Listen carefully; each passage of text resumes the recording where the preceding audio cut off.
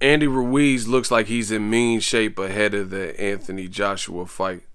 What up, Fight World? It's your boy Ego, and I'm back with some more boxing. Make sure you smash the like button. Also, subscribe to the channel for the latest and greatest in boxing. If you want to become part of the gang, notification gang, please hit the bell icon. Shout out to the super chats, channel donations, the Venmo donations, and the Patreon family. We working. ESPN Plus pay-per-view. UFC 244. Make sure you guys grab that. Use the link in the description of my videos. It helps the channel as I am an affiliate. Now, let's talk about him. Andy Ruiz, I did an Ego Weight Watchers video yesterday, and he's preparing for the Joshua fight. He looks in good shape. There's been a lot of rumblings and a lot of people talking and saying different things about Andy Ruiz's shape. And it just begs the question for me is, what do boxing fans really and truly want? Like, 1 minute they say Andy Ruiz in the first fight, he was too out of shape and he was going to get stopped in the first round. That was proven to not be the case when we seen the actual fight. I thought he won every round, got knocked down, but then ended up knocking Joshua down an extra time that round, so 2 times in the third round. And then he knocked him down 2 more times for a total of 4 knockdowns in the particular fight. And he won. He unified and became a champion in that particular fight. And that wasn't good enough. Afterwards, people said they were like viewing Andy Ruiz's spending habits. He bought his mom a crib. He was hanging out with some celebrities. He was doing interviews. He was buying new cars. They said, oh, Andy Ruiz, he's lost his hunger. He doesn't really want to be here anymore, and he's taking everything for granted some kind of way because they're trying to pocket watch via social media. And they complained, said he was eating too much. You know, they were looking at his plates, and he was at restaurants with his family eating good. Then they said, you know, he's let the fame get to him. Now, weeks out before the fight, December 7th, the rematch, people are saying, oh, hey, Andy Ruiz, he looks too skinny. He lost too much weight. This is a detriment to him by losing weight, and if it ain't broke, don't fix it. All types of stuff I'm reading in my comments and stuff. And like I said, it just, to me, it's what do boxing fans want? What do they expect from the fighter? If he was out of shape, they say he's out of shape and he's going to get beat easy. If he's in shape, they say he lost too much weight and the extra weight helped him.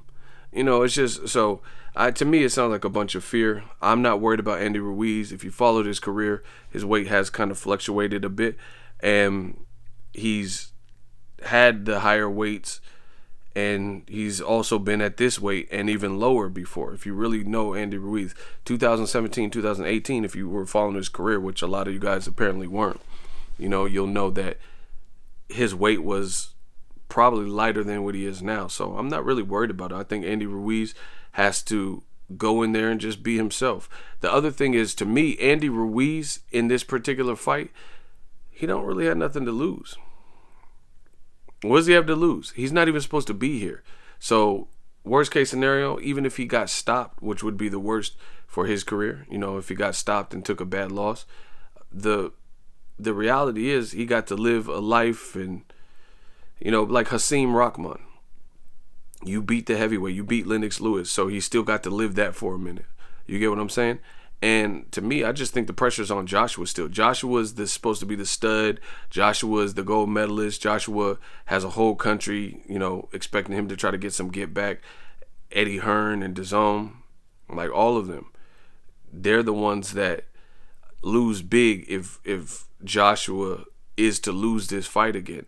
That's going to need some major rebuilding. Andy Ruiz, he's not like, the PBC still has Deontay Wilder as a champion, and they have other up-and-coming people like Adam Kaunacki, F.A. Ajagba, Joe Joyce. Al Heyman has a ton of heavyweights, you know, that could start working and keep working their way up, things like that.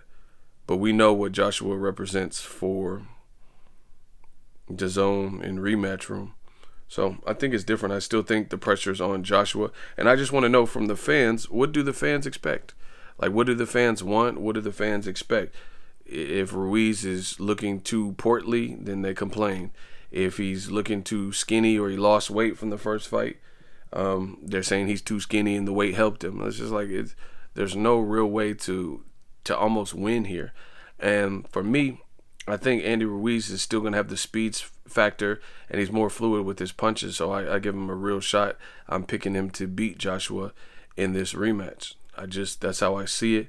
I think Joshua, again, he's the one that has showed to have the weaker mentality, the weaker the chins, and he lost bad. He lost bad in the first fight. So, you know, in my honest opinion, I think the pressure is still on Joshua. And the other thing is, people keep talking about Ruiz losing weight. Ruiz, why wouldn't he lose weight when he didn't even have a full camp?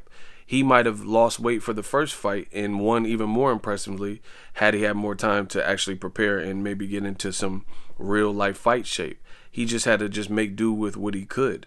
So that's another reason it's not weird that Andy Ruiz would lose weight, because at the end of the day, he didn't have a full fight camp. Joshua also is losing weight, but I don't understand why Joshua's keeping the same team, but he's losing weight. To me, it feels like Joshua's team doesn't really know kind of what they're doing. Like, I think they've just been, like, Joshua has raw, natural talent, and they've been able to get this far with that, but it doesn't really seem like a $1 million team, you know, like Floyd Mayweather's team or something. It really doesn't. It seems like there's no real strategy or game plan. They've just been doing what they've been doing thus far, and it's been working, so they've kept doing it. But I don't understand why they even have Joshua losing weight. Half of the exercises I've seen Joshua do aren't even really boxing specific, so I question why he's even doing some of these different exercises and workouts. Like, what is the basis? What is the point? And how does that improve him as a boxer instead of working on his defense and, you know, his agility? So I don't know. December 7th, we're going to find out. It remains to be seen. But from what I've seen so far, I don't really understand why Joshua per se is losing weight. Andy Ruiz, I can understand why he's losing weight. He wants to have some good upper body movement, probably be a bit faster, and he's just getting into a fight shape where before in the first fight he didn't really have the opportunity to get into any type of serious shape because he only had ill time to prepare.